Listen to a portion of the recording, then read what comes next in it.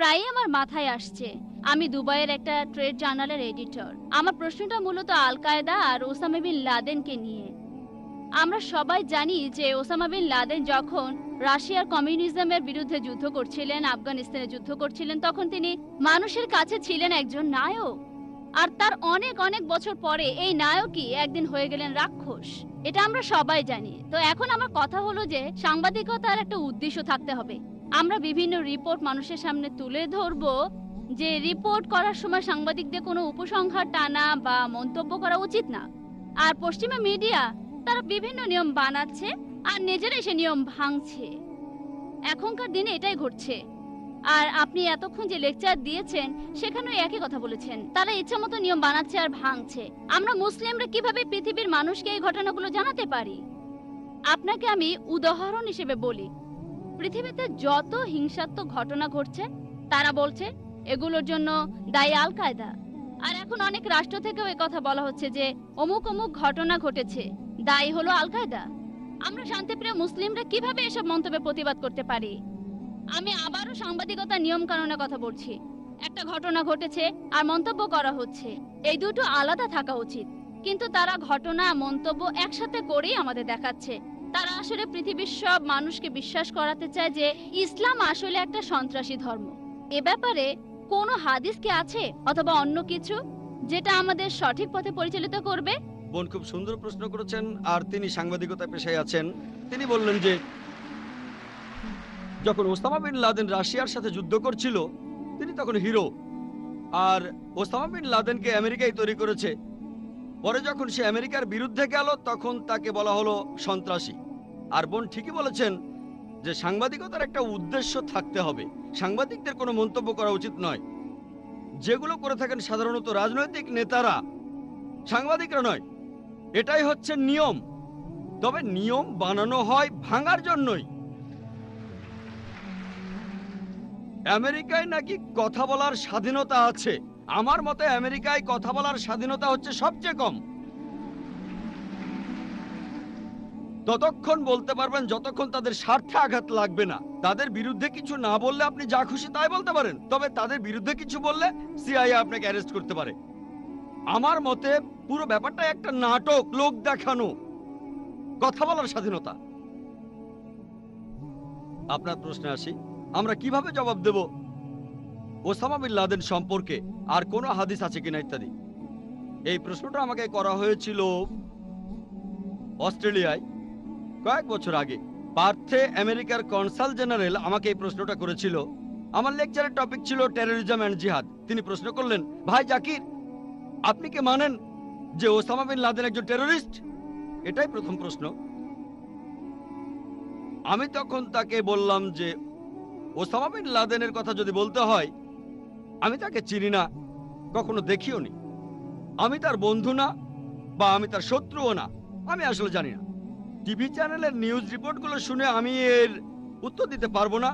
BBC আর CNN, আল্লাহ পবিত্র কোরআনে বলেছেন, সূরা হুজুরাতের 6 নম্বর আয়াতে উল্লেখ করা হয়েছে, তোমার কাছে যদি কোনো বার্তা আসে সেটা পরীক্ষা করে তারপর খবরটা অন্য কাউকে বলো।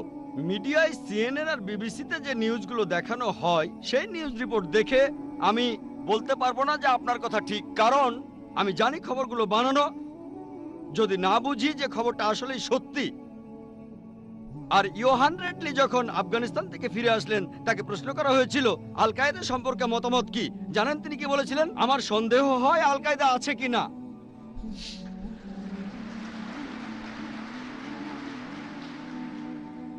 তাহলে সিএনএন আর বিবিসিতে প্রচারিত নিউজ রিপোর্টগুলোর উপর নির্ভর করে আমি এর উত্তর দিতে পারবো না। আল্লাহ জানেন আসল ঘটনা কি। তবে সিএনএন কে কন্ট্রোল করে আমেরিকা। সেখানে জানতে পারি যে তারা হাজার হাজার আফগানিকে হত্যা করেছে, ইরাকে আক্রমণ করেছে। এই চ্যানেলগুলোই বলে। এই চ্যানেলের মালিক যারা, তারাই যখন এগুলো বলছে আর গর্ব করছে, তাহলে এই খবরটা নিশ্চিত। তাহলে যদি বলেন কে 1 নম্বর টেররিস্ট, আমার মতে জর্জ বুশ। এই কথাটা পরের দিন পেপারে হেডলাইনে আসলো যে ডক্টর জাকির নায়েক বলেছেন তিনি একজন মৌলবাদী আর জর্জ বুশ 1 নম্বরের টেররিস্ট। অস্ট্রেলিয়ার নিউজ পেপারে হেডলাইন হয়েছিল। জানেন, কিছুদিন আগে একটা সার্ভে করা হয়েছিল, আমেরিকার শিকাগোতে একটা সার্ভে করা হয়েছিল।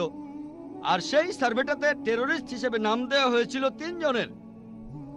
তিনজন, 1 নম্বর ওসামা বিন লাদেন, 2 নম্বর সাদ্দাম হোসেন, 3 নম্বর জর্জ বুশ।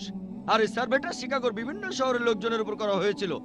যে আপনাদের কি মনে হয়, মুসলিম অমুসলিম সবাই, অমুসলিমরাও, আপনারা কাকে 1 নম্বর টেররিস্ট মনে করেন? আর উত্তরগুলো সব একই, উত্তরগুলো একই রকম। সবাই বলছে জর্জ বুশ। সবচেয়ে কম ছিল 74%। 74% লোক বলেছে জর্জ বুশ 1 নম্বর টেররিস্ট। আর সবচেয়ে বেশি 78% বলেছে যে তাদের মতে জর্জ বুশ 1 নম্বর টেররিস্ট, আমি না।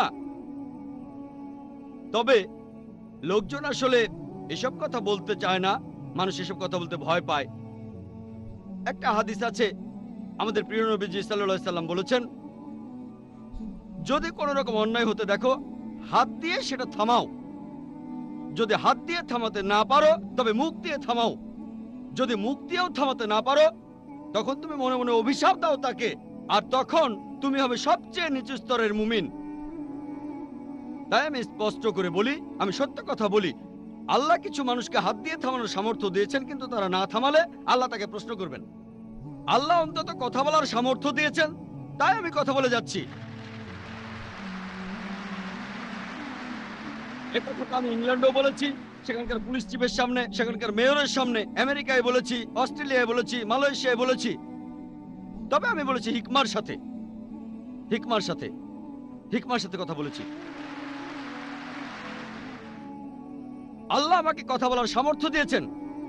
যদি আমি না বলি তাহলে আল্লাহ আমার এই ক্ষমতা কেড়ে নেবেন। আল্লাহ আমার কথা বলার ক্ষমতাটা কেড়ে নেবেন। এটাও না পারলে মনে মনে অভিশাপ দেন। আর অমুসলিমরাও এ কথা বলছে। জাকির নায়েকের কথা বাদ দাও, আমেরিকার বেশিরভাগ অমুসলিমরাই ইউনিভার্সিটি অফ শিকাগোর একটা সার্ভে রিপোর্ট অনুযায়ী আমেরিকাতেই তারাই বলছে জর্জ বুশ 1 নম্বর টেররিস্ট। আপনারা যদি ইন্টারনেটে যান, এমন কথাও দেখবেন, আমি বলছি না সেটা ঠিক না ভুল। তারা বলছে যে 11ই সেপ্টেম্বরে সেই দুর্ঘটনা ভেতরের কেউ ঘটিয়েছিল, আর কয়েকজন তো বলছে জর্জ বুশ নিজেই এই কাজটা করেছে। এবার আমি বলি, মুসলিমরা কিভাবে জবাব দেবে? লন্ডনের সেই 7ই জুলাইয়ের বোমা বিস্ফোরণের পর কি হয়েছিল? আমেরিকার প্রায় বেশিরভাগ মুসলিমরা এক জায়গায় হয়ে নিন্দা করলেন, ইংল্যান্ডও তাই। ইংল্যান্ডে একই ঘটনা, তাদের নাম বলছি না, আমি তাদের অনেককে চিনি। তারা নিন্দা করলেন যা ঘটেছে 11ই সেপ্টেম্বর নিউ ইয়র্কে, এটা হারাম, এটা ভুল, আমরা নিন্দা করছি। 7ই জুলাই যা ঘটেছে লন্ডনে, 50 জনেরও বেশি লোক মারা গেছে।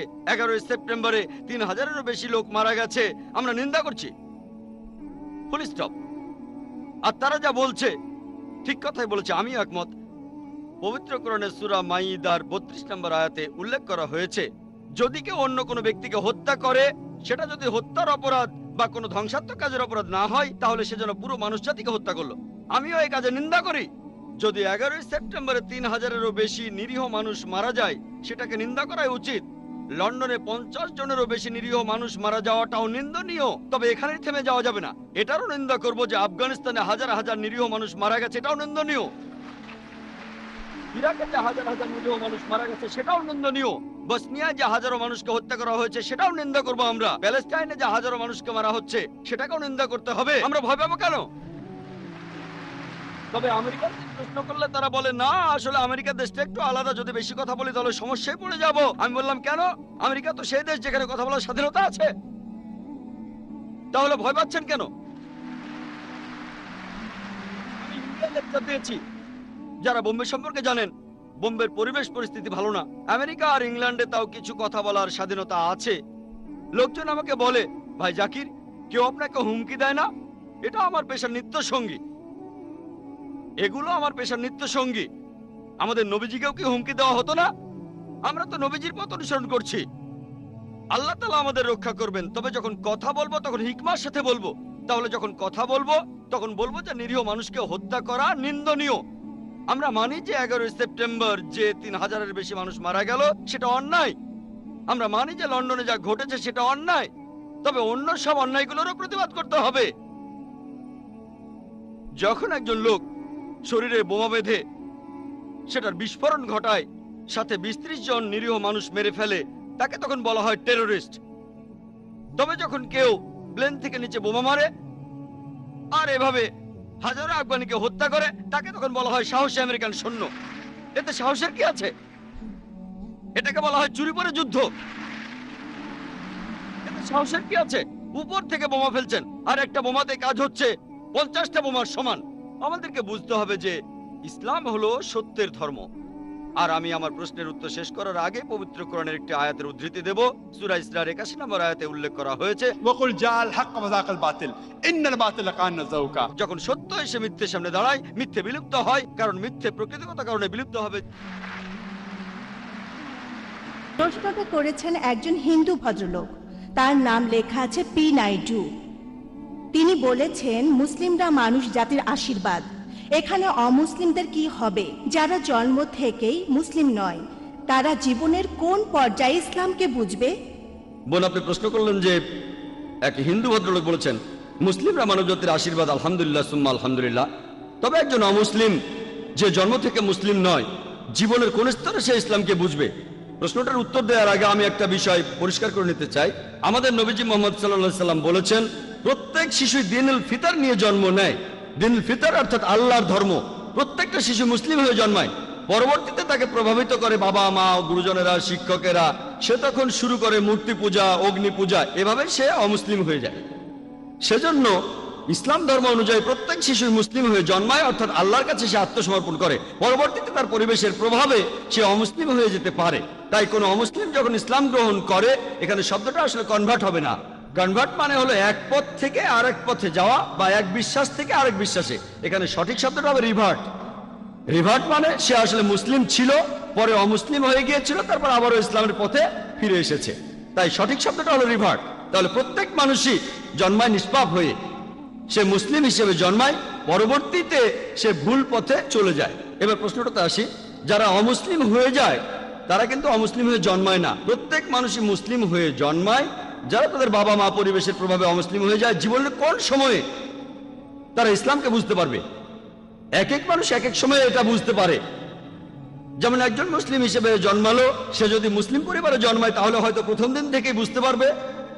আবার মুসলিম পরিবারে জন্মানোর পরও অনেকে সেটা বুঝতে পারে না, হয়তো পরে বুঝতে পারবে।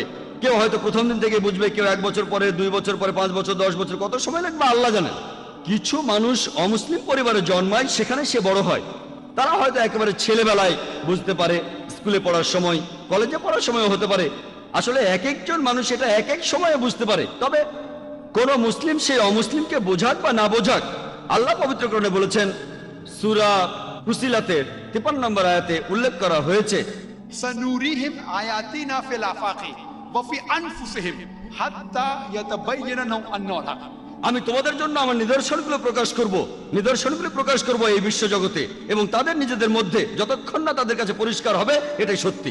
তাহলে কোন মুসলিম সেই অমুসলিমকে বোঝাক বা না বোঝাক, আল্লাহ সুবহানাহু ওয়া তাআলা এই কথাটা স্পষ্ট করে বলেছেন, তিনি নিদর্শনগুলি প্রকাশ করবেন এই বিশ্ব জগতে যতক্ষণ না সেটা মানুষের কাছে পরিষ্কার হবে।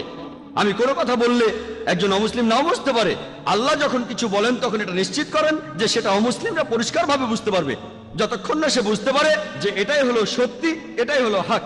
পরবর্তীতে এই সত্যটা বোঝার পরে সে মানতেও পারে, নাও মানতে পারে। এর কারণটা ব্যক্তিগত কারণে মানতেও পারে, নাও মানতে পারে। তবে মারা যাওয়ার আগে ইনশাআল্লাহ আল্লাহ তাকে নিদর্শন দেখাবেন। এখন কবে কখন আল্লাহ ভালো জানেন, তবে মারা যাওয়ার আগে আর রোজ কিয়ামতের দিন পবিত্র কোরআন আমাদের বলছে যে যারা ইসলামকে প্রত্যাখ্যান করে তারা কখনো আল্লাহর কাছে অভিযোগ করতে পারবে না যে আমি কোনো নিদর্শন পাইনি, কেন আমাকে জাহান্নামে পাঠাচ্ছেন। তারা শুধু বলবে আমাদের ক্ষমা করে দেন, আমরা ভুল করেছি। কারণ তারা জানে যে তারা নিদর্শন দেখেছে কিন্তু তখন গ্রহণ করেনি। তারা শুধু আল্লাহকে বলবে আমাদের আরেকটা সুযোগ দেন। আল্লাহ তখন বলবেন অনেক দেরি হয়ে গেছে। তাহলে আল্লাহ অবশ্যই তাদের নিদর্শন দেখাবেন তারা মারা যাওয়ার আগে। আশা করি উত্তরটা পেয়েছে। হাই, আমি আরেকটা প্রশ্ন করব। কোরআনে সূরা আলাকের 2 নম্বর আয়াতে বলা হয়েছে আল্লাহ মানুষকে একটা জমাট বাঁধা রক্তপিণ্ড থেকে সৃষ্টি করেছেন। আমি এই কয়েকদিন আগে পবিত্র কোরআনের এই সূরাটার উর্দু অনুবাদটা শুনেছিলাম। সেখানেও বলা হয়েছিল যে রক্তপিণ্ড থেকে মানুষ সৃষ্টি হয়। আমরা এটা জানি, মানে এখন এটা সবাই জানে যে আমরা মানুষ জাতি জন্মাই কোনো রক্তপিণ্ড থেকে না, জন্মাই শুক্র থেকে। আর আমি এরকম একটা অনুবাদও পড়েছি, অন্য আরেকটা আয়াতে আছে পরে আমি এই বিন্দুকে ব্র্যাকেটে শুক্র পরিণত করি রক্তপিণ্ডে, তারপর এই রক্তকে পরিণত করি মাংসপিণ্ডে, মানে রক্তে পরিণত হচ্ছে দ্বিতীয় স্টেজে। আমার মনে হয় না যে এই সময় সেটা রক্তপিণ্ডে পরিণত হয়। আপনি একজন ডাক্তার, হয়তো এটা বুঝিয়ে বলতে পারবেন। শিওর, জ্ঞানীদের জিজ্ঞেস করুন। পবিত্র কোরআনে সূরা নাহলে 43 নম্বর আয়াত এবং সূরা আম্বিয়ার 7 নম্বর আয়াতে বলা হয়েছে, ফাসালু আহলাল যিকরি ইন কুনতুম লা তা'লামুন, যদি না জানো তবে জ্ঞানীদের জিজ্ঞাসা করো। আমি খুব বেশি কিছু জানি না, তবে এই ব্যাপারগুলো সম্পর্কে জানি আলহামদুলিল্লাহ। আমি বেশি কিছু জানি না, আমি বিভিন্ন ধর্মের একজন ছাত্র আর সামান্য একজন ডাক্তার MBBS। তবে এইসব ব্যাপারে আমি জানি। এই একই যুক্তি দেখিয়েছিলেন ডক্টর উইলিয়াম ক্যাম্বেল। আমি একবার তার সাথে বিতর্ক করেছিলাম। তিনি একজন মেডিকেল ডাক্তার আর কোরআনের বিরুদ্ধে বই লিখে তিনি PhD করেছিলেন। তার বইতে লিখেছেন যে কোরআনে 30টা বৈজ্ঞানিক ভুল আছে। 8 বছরে কোনো মুসলিম উত্তর দেয়নি। আমেরিকার ছাত্ররা আমাকে একটা বিতর্কের জন্য ডাকলো, তারপর আমি আমেরিকার শিকাগোতে গেলাম কয়েক বছর আগে। বিতর্কের বিষয়টা ছিল কোরআন এবং বাইবেল বিজ্ঞানের আলোকে, আর তার একটা যুক্তিও ছিল একই, আপনি যেটা বললেন। কোরআনের যে আয়াতটা প্রথম নাজিল হয়েছিল সূরা আলাক বা সূরা ইকরা 1 ও 2 নম্বর আয়াতে উল্লেখ করা হয়েছে, ইকরা বিসমি রাব্বিকাল্লাযী খালাক খালাকাল ইনসানা মিন আলাক, পাঠ করো তোমার প্রতিপালকের নামে যিনি সৃষ্টি করেছেন। মানুষকে সৃষ্টি করেছেন জমাট বাঁধা রক্তপিণ্ড থেকে। তার মতে কোরআনের এই কথাগুলো হচ্ছে নকল করা। গ্রিকরা এভাবে ভাবতো যে মানুষ তৈরি হয় রক্ত থেকে। এটা একটা পুরনো থিওরি যেটা ভুল বলে প্রমাণিত। আর মেডিকেল ডাক্তার হিসেবে আমিও জানি মানুষ কোনো রক্তপিণ্ড থেকে জন্ম নেয় না। তাহলে ডক্টর উইলিয়াম ক্যাম্বেলের মতে আমাদের নবীজি অমুক অমুক জায়গা থেকে এগুলো নকল করেছেন, বড় একটা লিস্ট রিসার্চ। আর তিনি বললেন যে নবীজি সাল্লাল্লাহু আলাইহি ওয়াসাল্লাম, নাউজুবিল্লাহ, আমাদের নবীজি তিনি নকল করেছেন সিরিয়ানদের, গ্রিকদের। এগুলো তিনি নাকি রিসার্চ করে জেনেছিলেন PhD করতে গিয়ে। তিনি PhD ডক্টর, আবার মেডিকেল ডক্টর। এরপর তিনি আরো বললেন, আপনারা যেসব অনুবাদ পড়েন বলা হয়েছে রক্ত রক্ত রক্ত, তবে ইদানিং কিছু মুসলিম অনুবাদ করছে আলাকা আলাকা, অর্থাৎ জোকের মতো কিছু একটা। তিনি এটা জানতেন, আমি জানতাম না, তিনি জানতেন। তবে তিনি তখন বলেছিলেন আমাদের সেই অর্থটা নিতে হবে। কোরআন নাজিলের সময়ে তখনকার লোকেরা যে অর্থটা বুঝতো, এখনকার সময়ের কোনো অর্থ আমরা নিতে পারি না। কোরআন নাজিলের সময় কোনো মানুষই এটাকে জোক বলে মনে করেনি, একথা ঠিক। সেজন্য আপনারা আগেকার যে তাফাসিরগুলো পড়বেন সবাই বলছে রক্ত, একথা কেউ বলছে না যে আলাকা হলো জোকের মতো কিছু। আর আমিও একমত। আলাকা শব্দটা 3টি অর্থ আছে, জমাট বাঁধা রক্তপিণ্ড যেটা ঝুলে থাকে, আর জোকের মতো কোনো জিনিস। প্রফেসর কিথমুরকে কোরআনের আয়াতটা দেখানো হয়েছিল মাইক্রোস্কোপে পরীক্ষা করে। তিনি বললেন আমি জানি না এটা জোকের মতো দেখায় কিনা। তিনি মাইক্রোস্কোপ দিয়ে ভ্রূণের প্রাথমিক অবস্থা পর্যবেক্ষণ করলেন, তারপর জোকের একটা ছবির সাথে মিলিয়ে দেখলেন, আর দুটোর মধ্যে মিল দেখে খুবই অবাক হয়েছিলেন। আজকে মেডিকেল সায়েন্স বলছে যে ভ্রূণ দেখতে জোকের মতো, কিন্তু তার যুক্তি ছিল সেই সময়ের যে অর্থটা করা হতো সেটাই নিতে হবে, আজকেরটা না। আর তিনি উদাহরণ দিলেন যে কোরআন বলছে আর বাইবেলও বলছে শূকরের মাংস খেও না, কিন্তু এখন আমেরিকায় শূকর বলতে একজন পুলিশ অফিসারকেও বোঝায়। তাহলে কি বলবেন কোরআন বলছে তোমরা কোনো পুলিশকে খেও না? আর লোকজন সবাই হাসতে লাগলো। উনি কথা বলছিলেন তাই কিছু বলিনি, আমাকে নিয়ম মানতে হবে। তারপর আমি যখন লেকচার দিতে গেলাম তখন বললাম ডক্টর উইলিয়াম ক্যাম্বেল যা বললেন সেই কথাগুলো শুধু পবিত্র বাইবেলের ক্ষেত্রে প্রযোজ্য, কারণ ইনজিল নাজিল হয়েছিল সেই সময় একটা নির্দিষ্ট গোত্রের জন্য। তাই বাইবেলের জন্য সেই সময়ের অর্থটাই নিতে হবে। তবে পবিত্র কোরআন শুধু মুসলিমদের জন্য, আরবদের জন্য বা সেই সময়ের জন্য নাজিল হয়নি। কোরআন নাজিল হয়েছে মানুষ জাতির জন্য, চিরস্থায়ী ধর্ম। তাই এখানে সবগুলো অর্থ নিতে হবে। নাজিল হওয়ার সময় থেকে একেবারে কিয়ামত পর্যন্ত সবগুলো অর্থকে পরীক্ষা করে দেখতে হবে। একটা সঠিক হতে পারে, আবার সবগুলোও সঠিক হতে পারে। আর ডক্টর উইলিয়াম ক্যাম্বেল মরক্কোয় প্র্যাকটিস করেছিলেন, আর তিনি আরবিতে কথাও বলতে পারতেন। তাহলে ডক্টর, মেডিকেল ডক্টর, MD, আমি সামান্য MBBS, তিনি আমার চেয়ে উপরে MD, কোরআনের বিরুদ্ধে বই লিখে PhD করেছেন, আরবিতে কথা বলতে পারেন, আমি কথা বলতে পারি না। আমরা বিতর্ক করেছিলাম। আমি বলেছিলাম আপনি যদি বাইবেলের কথা বলেন ঠিক আছে, বাইবেলের ক্ষেত্রে সে সময় অর্থটা নিতে হবে, কিন্তু কোরআনের ক্ষেত্রে সব অর্থই নিতে হবে। আর এখন যে অর্থটা করা হয় তাতে তার কোনো আপত্তি নেই, কারণ প্রফেসর কিথমুর, যিনি এ ব্যাপারে খুবই বিখ্যাত, ভ্রূণবিদ্যার বিখ্যাত বিশেষজ্ঞ, তিনি বলেছেন, আর তার বইতেও তিনি লিখেছেন যে ভ্রূণ দেখতে জোকের মতো, তাই আপত্তি করা যাচ্ছে না। কিন্তু তিনি এটাও জানতেন যে দ্বিতীয় অর্থটা ঝুলে থাকে। এটা ঝুলে থাকে সেটাও ঠিক, কারণ ভ্রূণ মায়ের পেটের ভেতরে ঝুলে থাকে। একেবারে লেটেস্ট রিসার্চ বলা হয়েছে যে প্রাথমিক অবস্থায় ভ্রূণের ভেতরে রক্ত প্রবাহিত হয় না, তখন রক্তপিণ্ডের মতো দেখায়। তাহলে রক্তপিণ্ড বলাটাও সঠিক, সেটা বিজ্ঞান সেদিন আবিষ্কার করলো। পবিত্র কোরআন আমাদের বলছে যে সৃষ্টি করেছেন রক্তপিণ্ড থেকে, দেখতে সেরকম একটা জমাট বাঁধা রক্তপিণ্ডের মতো। কাজের দিক থেকে ভ্রূণ মায়ের পেটে ঝুলে থাকে, আর আকৃতিতে এটা দেখতে একটা জোকের মতো। তাহলে আলহামদুলিল্লাহ তিনটা অর্থই সঠিক। এমনকি রক্তপিণ্ড সঠিক, যেটা ঝুলে থাকে এ অর্থটাও সঠিক, জোকের মতো সেটা ঠিক। এই প্রশ্নটাও করেছেন একজন অমুসলিম। হেমা খাতার উসমান প্রশ্ন করেছেন, আপনি বললেন মুসলমানদের মাঝে কিছু কুলাঙ্গার আছে যারা খারাপ কাজ করে, মিডিয়াও তাদের তুলে ধরে। এই মুসলিমরা কি ধর্মের নামে এসব কাজ করে মিডিয়াকে সুযোগ দিচ্ছে না? এতে অমুসলিমরাও ভুল বুঝছে। প্রশ্নটা করেছেন একজন অমুসলিম, আর খুবই সুন্দর প্রশ্ন, যে মুসলিমদের মধ্যে বেশ কিছু কুলাঙ্গার আছে, এই কুলাঙ্গাররাই কি মিডিয়াকে ইসলামের নামে মিথ্যে কথা ছড়ানোর সুযোগ করে দিচ্ছে না? এই কুলাঙ্গাররা তো আসলে কোনো মুসলিমই নয়। একজন মুসলিম কখনো এমন ভুল কাজ করবে না। মুসলিম শব্দটার অর্থ হলো যে ব্যক্তি তার নিজের ইচ্ছাকে আল্লাহ তাআলার কাছে সমর্পণ করে। মুসলিমদের মধ্যে এই কুলাঙ্গাররা হচ্ছে আসলে নকল মুসলিম। নাম হতে পারে মোহাম্মদ, জাকির, আব্দুল্লাহ, সুলতান ইত্যাদি ইত্যাদি। নাম দিয়ে আপনি মুসলিম হবেন না, আপনি মুসলিম হবেন কাজ দিয়ে। আল্লাহর কাছে নিজের ইচ্ছাকে সমর্পণ করলেই আপনি মুসলিম হবেন। তাহলে এই লোকগুলো সত্যিকারের মুসলিম নয়, তবে তাদের নামগুলো মুসলিম। তাই মিডিয়াকে সুযোগ দিচ্ছে কি দিচ্ছে না এটা নিয়ে তারা ভাবে না। তারা তো তাদের নিজেদের ধর্ম নিয়েই ভাবে না, তারা নিজেদের ধর্মকে থোড়াই কেয়ার করে, কিন্তু তারা তাদের ধর্মকে নিয়ে ভাবে না। মিডিয়া কি বলছে সেটা নিয়েও তারা ভাবে না। তবে আমি মিডিয়া দোষ দেব, মিডিয়া কেন অল্প কিছু মানুষের কাজকে তুলে ধরছে? যদি মুসলিমদের বেশিরভাগই এসব কাজ করত, তখন ইসলামকে অপবাদ দিলে আমিও আপত্তি করতাম না। তবে তারা অল্প কিছু মানুষকে বেছে নিচ্ছে। চিন্তা করেন, হিটলার 60 লক্ষ ইহুদিকে হত্যা করেছিল, এজন্য কি খ্রিস্টান ধর্মকে দায়ী করব? হিটলার যে 60 লক্ষ ইহুদিকে মেরেছে, সবাইকে পুড়িয়ে মেরেছে, এজন্য কি আমি খ্রিস্টান ধর্মকে দোষ দিতে পারবো? না, কারণ বাইবেলের কোথাও লেখা নেই যে তোমরা 60 লক্ষ ইহুদিকে হত্যা করবে। এমন কিছু বলাটা খুবই ভুল হবে। সেজন্য আমি এইসব কুলাঙ্গারদের চাইতে মিডিয়াকেই বেশি দোষ দেব।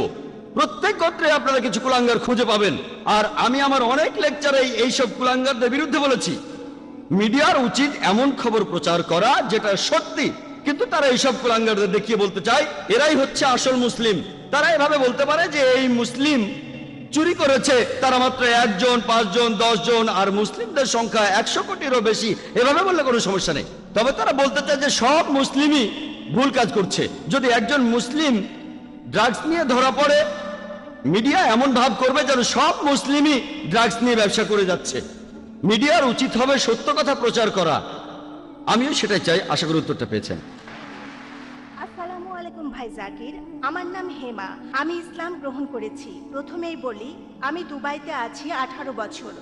এই প্রথমবারের মতো কারো কাছে জিহাদের সত্যিকারের অর্থটা শুনলাম। আর আমি বলবো বেশিরভাগ মুসলিমই এটা জানে না। I am sorry. আমার প্রশ্নটা হলো, পবিত্র কোরআনে এমন কোনো সীমারেখার কথা কি বলা হয়েছে যে এই পর্যন্ত যেতে পারবেন যদি আপনি জিহাদ করতে চান? বোন, মাশাআল্লাহ, মুসলিম হয়েছেন, শান্তির ধর্ম গ্রহণ করেছেন, আপনাকে স্বাগত, আমার অভিনন্দন। আপনি বললেন যে জিহাদের আসল অর্থটা জানতেন না, যেটা আজকে জানলেন, আলহামদুলিল্লাহ। আপনার প্রশ্নটা হচ্ছে যে এমন কোন সীমারেখার কথা কি বলা আছে যে জিহাদ করলে এই পর্যন্ত যেতে পারবেন? বোন, জিহাদের মধ্যে সবচেয়ে শ্রেষ্ঠ জিহাদ হলো নিজের আকাঙ্ক্ষার বিরুদ্ধে জিহাদ, জিহাদ আল নাফস, সর্বোচ্চ লেভেল। আপনি যে কোনো সীমা পর্যন্ত যেতে পারেন যতক্ষণ কোরআন অনুমতি দিচ্ছে। আপনি শরিয়া ভাঙতে পারবেন না। আপনি যে কোনো সীমা পর্যন্ত যেতে পারেন, তবে সেটা ইসলামিক শরিয়া অনুযায়ী হতে হবে। আপনি এখানে ইসলামিক শরিয়ার বাইরে যেতে পারবেন না। তাহলে সর্বশ্রেষ্ঠ জিহাদ হলো নিজের অহমিকার বিরুদ্ধে জিহাদ করা। আমরা আমাদের নবীজি মুহাম্মদ সাল্লাল্লাহু আলাইহি সাল্লামের একটা হাদিসের দৃষ্টান্ত দেখি। পবিত্র কোরআনের কিছু সূরা নাজিল হয়েছিল যখন নবীজি মক্কায় ছিলেন। এগুলো হলো মক্কি সূরা। মদিনায় নাজিল হয়েছিল মাদানী সূরাগুলো। এদের মধ্যে পার্থক্য হচ্ছে, মক্কি সূরায় বলা হয়েছে কিভাবে ঈমান জোরালো করতে হবে, মাদানী সূরা বলছে কিভাবে দ্বীনকে প্রতিষ্ঠিত করতে হবে, আকামাতে দ্বীন অর্থাৎ জিহাদ। আমরা জানি যে মদিনায় এসে মুসলিমরা তাদের আগের অবস্থানের চাইতে শক্তিশালী হয়েছিল, তখন বেশ কিছু যুদ্ধ হয়েছিল, তাই এসব সূরা জিহাদের কথা বলা হয়েছে, কিতালের কথা বলা হয়েছে, অর্থাৎ যুদ্ধ। তবে মক্কায় থাকার সময় জিহাদ কেমন ছিল? যখন মক্কা শহরের মুশরিকরা তারা বেশ কিছু মুসলিমকে নির্যাতন করে মেরে ফেলেছিল, তখন অনেকে লড়াই করতে চাইলেন, যেমন হযরত হামজা রাদিয়াল্লাহু আনহু, হযরত ওমর রাদিয়াল্লাহু আনহু এটার প্রতিশোধ নিতে চাইলেন। তারা ছিলেন যোদ্ধা, কিন্তু নবীজি বলেছিলেন সবর করো। সবর করাই ছিল জিহাদ। যদি সামর্থ্য থাকে আর পাল্টা আক্রমণ করেন সেটা ভালো, আপনার আক্রমণ করার সামর্থ্য আছে, তারপরে সবর করছেন, আক্রমণ করলেন না, এটা আসলে অনেক বড় জিহাদ। হামজা তখন বলছেন, কারা আমার ভাইদের হত্যা করলো? আমি এই হত্যার প্রতিশোধ নিতে চাই। তাকে বলা হতো মরুভূমির সিংহ, লোকজন তাকে ভয় পেত, কিন্তু নবীজি বলেছিলেন এটা করা যাবে না। তাহলে তার জিহাদ ছিল নিজেকে কন্ট্রোল করা, সবর। এক এক সময়ে জিহাদ এক এক রকমের হয়। জিহাদের অর্থ শুধুমাত্র শত্রুর সাথে যুদ্ধ করা নয়, সবর এক ধরনের জিহাদ। আর হযরত আয়েশা রাদিয়াল্লাহু আনহা, আমাদের নবীজির স্ত্রী, তিনি নবীজিকে প্রশ্ন করলেন, আমরাও কি জিহাদ করব? তিনি সেখানে যুদ্ধের কথা বলেছিলেন। এই হাদিসটা সহিহ বুখারীতে আছে, 4 নম্বর খণ্ডের 2784 নম্বর হাদিস। নবীজি বলেছেন, তোমার জন্য শ্রেষ্ঠ জিহাদ হলো একদম সঠিকভাবে হজ পালন করা। আয়েশা রাদিয়াল্লাহু আনহার জন্য হজই ছিল শ্রেষ্ঠ জিহাদ। এছাড়াও আরেকটা হাদিস আছে সহিহ বুখারীতে, এক লোক নবীজিকে প্রশ্ন করলেন, আমরা কি জিহাদে যাব? কিতালের কথা বলা হচ্ছে, যুদ্ধ। নবীজি বললেন, তোমার কি বাবা মা আছে? সে বলল, হ্যাঁ। তোমার জন্য শ্রেষ্ঠ জিহাদ হচ্ছে বাবা মায়ের সেবা করা। আমাদের পরিস্থিতির উপর নির্ভর করে জিহাদ এক এক সময় এক এক রকম হয়। এছাড়াও সুন্নান নিসাইতে উল্লেখ করা হয়েছে, নবীজি বলেছেন, কোন অত্যাচারী শাসকের বিরুদ্ধে প্রতিবাদ করে কথা বলাই হচ্ছে সর্বশ্রেষ্ঠ জিহাদ। তার মানে এই নয় যে সবার জন্যই বাবা মাকে সেবা করাটা সর্বশ্রেষ্ঠ জিহাদ। নবীজি জানতেন যে সেই লোকের বাবা মায়ের সেবা প্রয়োজন। তাহলে পরিস্থিতির উপর নির্ভর করে জিহাদ এক এক সময় এক এক রকম হয়। এখানে আপনি সর্বোচ্চ কতদূর যেতে পারেন, সমস্ত সম্পত্তি উৎসর্গ করতে পারেন, এরকম একটা কিতাল বা জিহাদের সময় নবীজি সাহাবাগণকে বললেন, তোমাদের সম্পদের যতখানি দিতে পারো দান করো কিতালের জন্য। এটাও একটা সহিহ হাদিস। হযরত ওমর রাদিয়াল্লাহু আনহু, তিনি খুব ধনী ছিলেন, তার অনেক সম্পদ ছিল।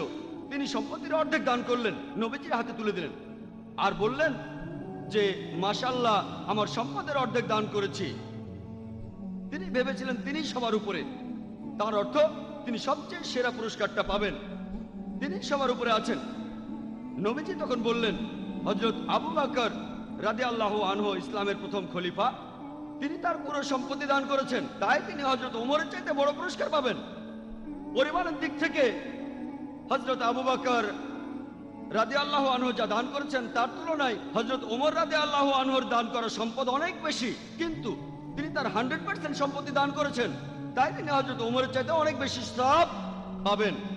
আল্লাহ তাদের শান্তিতে রাখুন, যেহেতু পুরো সম্পত্তি দান করেছেন তিনি বড় পুরস্কারটা পাবেন। তাই আল্লাহ শরিয়ায় যে সীমা নির্ধারণ করেছেন সেই সীমা পর্যন্ত যেতে পারবেন যদি জিহাদ করতে চান। আশা করি উত্তরটা পেয়েছেন।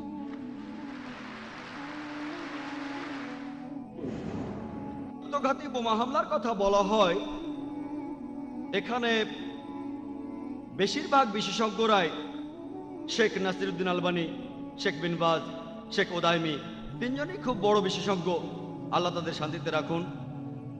তারা এমন ফতোয়া দিয়েছেন যে আত্মঘাতী বোমা হামলা করা হারাম, এটা হারাম। তবে আরো কিছু বিশেষজ্ঞ আছেন, যেমন শেখ সফর আল হাওয়ালি, শেখ সালমান আওদা, তাদের মতামত আলাদা। তবে আমাদের আত্মঘাতী বোমা হামলার ব্যাপারটা বুঝতে হবে। ইসলাম ধর্মে আত্মহত্যা করা হারাম, এ ব্যাপারে কোনো দ্বিধাদ্বন্দ্ব নেই। তবে আত্মঘাতী বোমা হামলার ব্যাপারে বিশেষজ্ঞরা একমত নয়। তাদের মতে আত্মঘাতী শব্দটা এখানে সঠিক নয়, এটা সঠিক শব্দ নয়। আত্মহত্যার ক্ষেত্রে একজন তার জীবন নিয়ে বিরক্ত হয়ে জীবনটা দিয়ে দিতে চায়, আর এখানে তাদের মতে এটা যুদ্ধের একটা কৌশল। এখানে উদ্দেশ্য হলো শত্রুপক্ষের ক্ষতি সাধন করা, আর এটা করতে গিয়ে এই সম্ভাবনায় বেশি তারা মারা যাবে, সেজন্য এটা যুদ্ধের একটা কৌশল। আর অনেক বিশেষজ্ঞ যেমন শেখ সালমান আওদা বলেন এটা সঠিক। তবে এর মানে এই নয় যে একজন মুসলিম ইচ্ছে করলেই শরীরে বোমা বেঁধে হামলা করতে পারে। এসব ক্ষেত্রে সালমান আওদা, সফর হাওয়ালি বলেন এটা হারাম। আমি আগেই বলেছি যে আত্মঘাতী হামলার এই কালচার ইসলাম ধর্মে ছিল না, এটা ইসলামে আগে ছিল না। তবে কিছু মুসলিম আছে প্যালেস্টাইনে অথবা ইরাকে, তারা এমন করেছে। তবে তাদের মতে শেষ উপায় হিসেবেই এমনটা করেছে তারা। এসব জায়গায় অনেক মুসলিমকে হত্যা করা হয়েছে। তখন তারা চেয়েছিল যে আমরা একাই মরবো না, সঙ্গে কিছু লোক নিয়ে আমরা মরবো, আর উদ্দেশ্য হলো শত্রুপক্ষের ক্ষতি করা। কিছু বিশেষজ্ঞ বলেন যুদ্ধের কৌশল হিসেবে করা যেতে পারে। আর আমি আমার লেকচারও বলেছিলাম যে ইরাকে আমেরিকান সৈন্যরা আসার আগে আত্মঘাতী হামলা ছিল না। রবার্ট পেপের কথা অনুযায়ী তিনি আত্মঘাতী হামলার উপরে বিশেষজ্ঞ। তার মতে বেশিরভাগ আত্মঘাতী হামলার পেছনে কারণটা হলো সামাজিক বা রাজনৈতিক কারণ, সামরিক সরকারের বিরুদ্ধে, দেশ থেকে সামরিক সরকার সরানোর জন্য। তাহলে এই কথাটা বলেছেন রবার্ট পেপ তার লেখা বই ডাইং টু উইনে। তবে আত্মঘাতী হামলাকে যেসব বিশেষজ্ঞ অনুমতি দিয়েছেন তারাও একথা বলেছেন যে এ ব্যাপারে একজন বিশেষজ্ঞ সব নির্দেশ দেবেন, সবকিছু নিয়ন্ত্রণ করবেন, এমন কেউ যিনি ইসলামিক শরিয়া ভালোভাবেই জানেন। নিরীহ মানুষদের হত্যা করতে পারবেন না, ইসলামে এটা হারাম। আর সূরা মাইদার 32 নম্বর আয়াতে এটা উল্লেখ করা আছে। সবকিছু বিবেচনা করে বললে কিছু কিছু ক্ষেত্রে কিছু বিশেষজ্ঞ বলেন যে এটার অনুমতি আছে। আশা করি উত্তরটা পেয়েছেন। আসসালামু আলাইকুম স্যার, আমার নাম মোহাম্মদ ফিদা। আপনার কাছে আমার প্রশ্নটা একজন অমুসলিমকে নিয়ে। আসলে সে একজন নাস্তিক, সে কোনো ধর্মে বিশ্বাস করে না। সে আমাকে একটা প্রশ্ন করেছে যে আল্লাহকে কে সৃষ্টি করেছে? আল্লাহ আমাদের সৃষ্টি করেছেন, আল্লাহকে কে সৃষ্টি করেছে? কিভাবে এই প্রশ্নের উত্তর দেব? ভাই, আপনি প্রশ্ন করলেন যে একজন অমুসলিম নাস্তিক জিজ্ঞেস করেছেন কে আল্লাহকে সৃষ্টি করেছেন। এর উত্তর দিতে গিয়ে এভাবে বলা যায় যে আমার বন্ধু, তার নাম জন, তার ভাই জ্যাক হাসপাতালে ভর্তি হয়েছে। সে আমাকে বলল, জন আমাকে বলল যে আমার ভাই জ্যাক হাসপাতালে ভর্তি হয়েছে আর একটা বাচ্চার জন্ম দিয়েছে। ওই বাচ্চাটা ছেলে নাকি মেয়ে? ছেলে না মেয়ে বলতে পারবেন? আমি আসলে জানি না। আপনি জানেন না? ছেলে না মেয়ে? একজন পুরুষ কিভাবে কোনো বাচ্চার জন্ম দিতে পারে? জ্যাক একজন পুরুষ, সে জনের ভাই, হাসপাতালে ভর্তি হয়েছে, একটা বাচ্চা জন্ম দিয়েছে, ছেলে না মেয়ে? প্রশ্নটাই অযৌক্তিক। একজন পুরুষ বাচ্চা জন্ম দিতে পারে না। একইভাবে ঈশ্বরের কথা যদি বলি, আল্লাহ কেউ তাকে সৃষ্টি করেনি, তাই কে আল্লাহকে সৃষ্টি করেছে এই প্রশ্নটাই অযৌক্তিক। যদি আমি বলি যে অমুক লোক আল্লাহকে সৃষ্টি করেছে, সে তাহলে আল্লাহ নয়। ও আলাম ইয়াকুল্লু কুফুয়ান আহাদ, তার সমতুল্য কেউ নাই। তাই আল্লাহ তাআলার সংজ্ঞা হলো তাকে কেউ সৃষ্টি করেনি। তাই কে আল্লাহকে সৃষ্টি করেছে এই প্রশ্নটাই অযৌক্তিক। যখনই আল্লাহকে সৃষ্টি করার কথা বলছি, সে তখন আর আল্লাহ হবে না। আল্লাহ তাআলাকে কেউ সৃষ্টি করেনি, তিনি এই বিশ্বজগৎ সৃষ্টি করেছেন, আমরা তার উপর নির্ভরশীল, তিনি কোনো কিছুর উপর নির্ভর করেন না। এখন একজন নাস্তিককে কিভাবে বোঝাবেন? আপনি আমার ভিডিও ক্যাসেট দেখতে পারেন, is the Quran God's word. এই প্রশ্নের উত্তরটা পাবেন। এছাড়াও জানবেন কিভাবে একজন নাস্তিককে বোঝাতে হবে। এই ভিডিওটা থেকে আপনি বিস্তারিত জানতে পারবেন একজন নাস্তিককে কিভাবে বোঝাবেন। এবারের প্রশ্ন স্লিপে এখনকার মিডিয়া 11ই সেপ্টেম্বর নিয়ে মুসলিমদের বিরুদ্ধে কি কোনো ভূমিকা পালন করেছে? ভাই প্রশ্ন করেছেন এখনকার মিডিয়া 11ই সেপ্টেম্বর নিয়ে মুসলিমদের বিরুদ্ধে কোনো ভূমিকা পালন করছে কিনা। এটা গোপনীয় কিছু না। মিডিয়া আমাদের বলছে যে আনুমানিক 13 জন আরব দেশীয় লোক তারা একটা প্লেন নিয়ে ওয়ার্ল্ড ট্রেড সেন্টার ক্র্যাশ করেছিল। এটা কিভাবে জানলো? তারা সেখানে একটা পাসপোর্ট পেয়েছিল। চিন্তা করেন, 2000 ডিগ্রির তাপমাত্রা। কৌতুক করে বলা হয়েছিল যে এখন থেকে আমেরিকার সৈন্যদের ইউনিফর্ম বানানো হবে সেই পাসপোর্ট দিয়ে। সব উড়ে গেল, শুধু পাসপোর্টটাই থেকে গেল। খবরে বলা হলো এই মুসলিম আরবরা তারা সেই প্লেনে ওঠার আগের দিন মদের দোকানে গিয়ে মদ খেয়েছিল। চিন্তা করেন, তারা পরের দিনই মারা যাবে। তারা সবাই সে কথা জানে, আর তারা মদের দোকানে গেল মুসলিম হওয়ার পর। তারা এইসব ইনফরমেশন কোত্থেকে পায়? এটা পরিষ্কারভাবে অপবাদ দেয়া। এটা কে করেছে? ওসামা বিন লাদেন করেছে। চিন্তা করেন, সিআইএ তারা বছরে কয়েকশো কোটি ডলার খরচ করে। পেন্টাগনের উপরে একটা পাখিও নজরদারি ছাড়া ওড়ে না। সেখানে একটা পাখিও নজরদারি ছাড়া ওড়ে না, আর একটা প্লেন এসে সোজা পেন্টাগনে ক্র্যাশ করলো। এরপরে অনেকগুলো থিওরি বলা হয়েছে। এগুলোকে থিওরি বলছি কারণ এগুলো প্রমাণিত নয়। তাহলে কিভাবে হয়েছে? বিশেষজ্ঞরা পরে পেন্টাগনে পরীক্ষা করে বলেছেন এই বিস্ফোরণটা কোনো এরোপ্লেনের পক্ষে করা সম্ভব না। এইসব খবরের উদ্দেশ্য ছিল মুসলিমদের নামে অপবাদ দেয়া। মিডিয়া ইসলামের বিরুদ্ধে এইসব প্রচার করছে। আর এছাড়াও কয়েকটা থিওরি এমন বলছে এই কাজটা ভেতরের কেউ করেছে। যেভাবে ওয়ার্ল্ড ট্রেড সেন্টার ভেঙে পড়েছে সেটা প্লেনের আঘাতে হতে পারে না, ভেতর থেকে কেউ করেছে, আল্লাহ জানেন। তবে যাই ঘটুক, তারা ইসলামকে যতই আক্রমণ করুক, মাকারুম মাকার আল্লাহ ওয়াল্লাহু খায়রুল মাকিরিন, তারা চক্রান্ত করেছিল, আল্লাহ কৌশল করেছিলেন, নিশ্চয়ই আল্লাহ কৌশলীদের শ্রেষ্ঠ। আলহামদুলিল্লাহ, এত কিছু সত্ত্বেও মিডিয়া ইসলামকে আক্রমণ করেছে, তারপরও পৃথিবীতে ইসলাম ধর্মের প্রসার এখনো সবচেয়ে বেশি, এমনকি আমেরিকা আর ইউরোপেও। আসসালামু আলাইকুম, আমার নাম ডাক্তার খান। আপনার কাছে আমার প্রশ্ন হলো, ইসলাম ধর্ম প্রচারের উদ্দেশ্যে মহিলারা কি মিডিয়ার সামনে আসতে পারবেন? অনেক মুসলিম বিশেষজ্ঞই মহিলাদের অডিও রেকর্ড করার অনুমতি দেন না, কারণ সেক্ষেত্রে অন্য পুরুষেরা আমাদের কণ্ঠ শুনে ফেলবে। এটার কি অনুমতি আছে? আর থাকলে সেটা কিভাবে বোঝাবো? ধন্যবাদ। বোন, আপনি প্রশ্ন করলেন যে আপনারা মানে মুসলিম নারীরা মিডিয়ার সামনে আসতে পারবেন কি না সত্য প্রচারের জন্য বা ইসলামী শত্রুদের সাথে লড়াই করতে। আর কিছু বিশেষজ্ঞ এমন ফতোয়া দিয়েছেন যে এটা হারাম। এখানে কিছু ব্যাপার অবশ্যই হালাল। আপনি আর্টিকেল লিখতে পারেন, যেটাকে কোনো বিশেষজ্ঞই হারাম বলবেন না। আপনি আর্টিকেল লিখতে পারেন হয়তো খবরের কাগজে অথবা ইন্টারনেটে। কিছু কিছু ক্ষেত্রে অবশ্যই অংশ নিতে পারেন, প্রিন্ট মিডিয়ায় অংশ নিতে পারেন। আর অডিও মিডিয়ার কথা যদি বলি, এটা নিয়ে মতভেদ আছে। কেউ বলেন পারবেন, কেউ বলেন পারবেন না। সাধারণত কণ্ঠস্বর নিয়ে বিশেষজ্ঞরা মহিলাদের তেমন কিছু বলেন না। তবে এইসব ক্ষেত্রে মহিলাদের কণ্ঠস্বর সাধারণ থাকতে হবে। অডিও মিডিয়ার ক্ষেত্রে খেয়াল রাখবেন আপনার কণ্ঠস্বর যেন খুব বেশি ওঠানামা না করে, সে সময় খুব বেশি হাসাহাসিও করবেন না। বেশিরভাগ বিশেষজ্ঞ এমন ক্ষেত্রে অনুমতি দেন। এবার টেলিভিশনের সামনে আসা নিয়ে বলি, এখানেও বিশেষজ্ঞদের মধ্যে মতভেদ আছে যে বেশিরভাগ বিশেষজ্ঞই বলেন যে মহিলারা টেলিভিশনের সামনে আসতে পারবে না। অনেক বিশেষজ্ঞ বলেন যে মহিলারা যদি হিজাব পালন করে, যদি নিজের শরীর পুরোপুরি ঢেকে রাখে, শুধু মুখমণ্ডল আর কবজি পর্যন্ত হাত খোলা রাখে এবং কণ্ঠস্বরে যদি উত্তেজক কিছু না থাকে, আর যদি শরিয়ার অন্য নিয়মগুলোও মানে, তাকে অনুমতি দেওয়া যেতে পারে। তবে বেশিরভাগ বিশেষজ্ঞই বলেন না, মহিলারা তারা টেলিভিশনের সামনে আসতে পারবেন না। কারণ পবিত্র কোরআনে সূরা নূরের 30 নম্বর আয়াতে উল্লেখ করা হয়েছে, মুমিনদের বলো তারা যেন দৃষ্টি সংযত আর লজ্জাস্থানের হেফাজত করে। এই আয়াতটার বেশ কিছু হাদিস নিয়ে বিশেষজ্ঞদের মধ্যে মতভেদ আছে।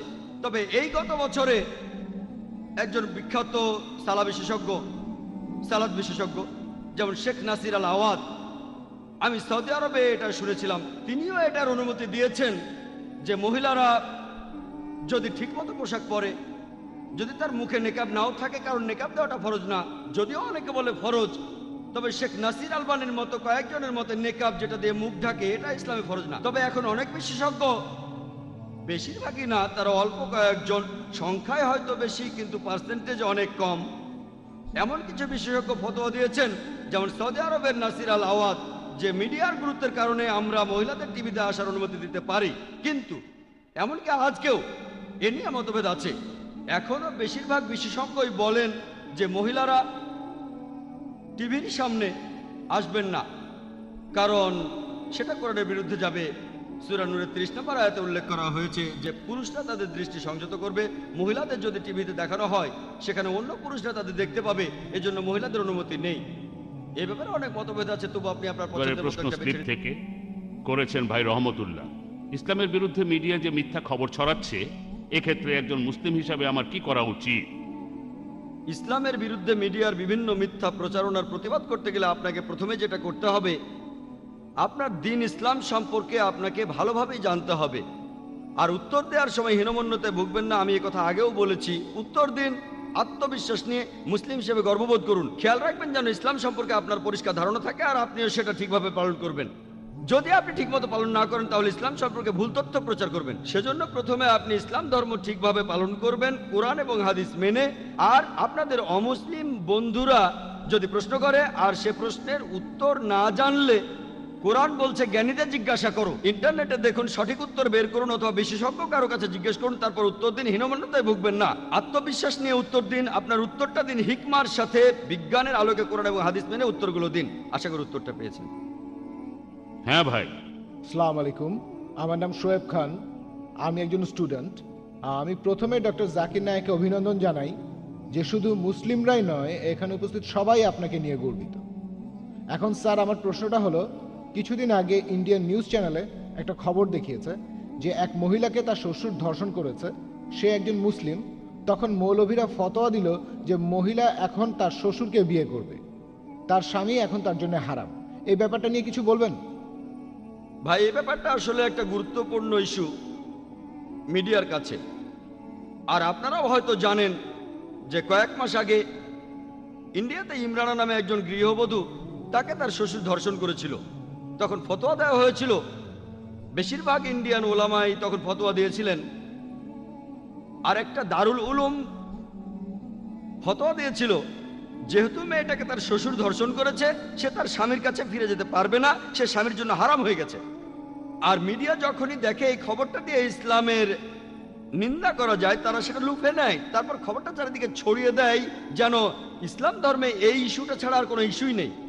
আর ইন্ডিয়ান প্রেস তারা কি করেছে, বেশিরভাগ চ্যানেলে খবরটা দেখানো হয়েছে যে ইসলাম ধর্মের উলামা, শিউখ আর মাওলানা তারা বলে একটা মেয়েকে তার শ্বশুর ধর্ষণ করেছে, সে একজন ভিকটিম। কিন্তু ইসলাম ধর্ম কি বলছে? ইসলাম তাকে সাহায্য না করে উল্টো আরো তার নামে বলছে যে মেয়েটা স্বামীর কাছে যেতে পারবে না, সে স্বামীর জন্য হারাম। আর মিডিয়া তারপর এই খবরটাকে চারিদিকে ছড়িয়ে দিচ্ছে, এমনকি আজকেও ছড়াচ্ছে। তবে আমি সবসময় বলি, যদি আপনি মিডিয়ার সামনে কথা বলতে না জানেন, আপনাকে ট্রেনিং নিতে হবে। আর এই ঘটনার কয়েক সপ্তাহ পরেই অন্য কয়েকজন মুসলিম বিশেষজ্ঞ বললেন, না না না, মেয়েটা তার স্বামীর জন্য হারাম নয়, সে স্বামীর কাছে ফিরে যেতে পারবে। যারা ফতোয়া দিয়েছে যে মেয়েটার জন্য তার স্বামী হারাম, তারা ভুল বলেছে। তারপর তারা অমুসলিমদের সামনে এ নিয়ে তর্কযুদ্ধ শুরু করে দিল। আমরা এইভাবে আমাদের দুর্বলতাগুলো অন্যদের সামনে তুলে ধরছি। মজার ব্যাপারটা হচ্ছে, বিশেষজ্ঞদের এই দুটো দলই তাদের ফতোয়া দেওয়ার জন্য পবিত্র কোরআনের একই আয়াতের উদ্ধৃতি দিয়েছে। যারা ফতোয়া দিয়েছে যে মেয়েটা হারাম তার স্বামীর জন্য, তারা সূরা নিসার একটি আয়াতের উদ্ধৃতি দিয়েছে। সূরা নিসার 22 নম্বর আয়াতে বলা হয়েছে যে নারীদের